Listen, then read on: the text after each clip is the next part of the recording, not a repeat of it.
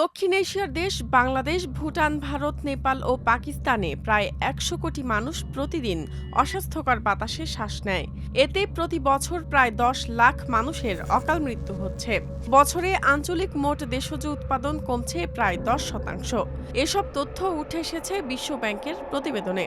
১৫ December বিশ্ব bank থেকে প্রকাশিত হয় a breath of change solutions for cleaner air in the Indo Gangetic plains and Himalayan foothills নামের এ প্রতিবেদন।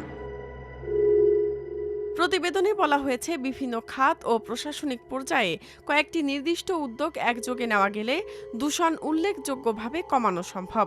এতে জনস্বাস্থ্যের উন্নতি হবে এবং অর্থনৈতিক প্রবৃদ্ধিও আরও শক্তিশালী হবে। প্রতিবেদনটি এমন কিছু সমাধানের কথা তুলে ধরেছে যেগুলো সহজেই গ্রহণ করা ও বাস্তবায়ন করা সম্ভব। প্রতিবেদনটিতে নির্মল বাতাস নিশ্চিত করার জন্য ৩টি সমাধানের কথা বলা হয়েছে।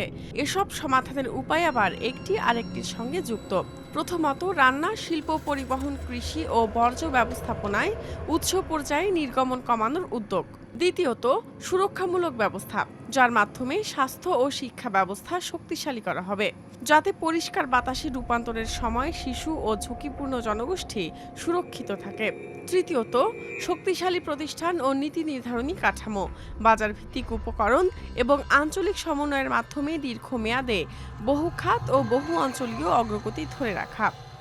বিশ্বব্যাংকের জ্যেষ্ঠ পরিবেশ অর্থনীতিবিদ মার্টিন হেগার বলেছেন, দক্ষিণ এশিয়ার ব্যবসা প্রতিষ্ঠান, পরিবার ও কৃষকদের জন্য পরিষ্কার প্রযুক্তি ও পদ্ধতি গ্রহণে শক্ত আর্থিক ও অর্থনৈতিক যুক্তি রয়েছে, আর সরকারগুলোর উচিত এক্ষেত্রে তাদের সহায়তা করা।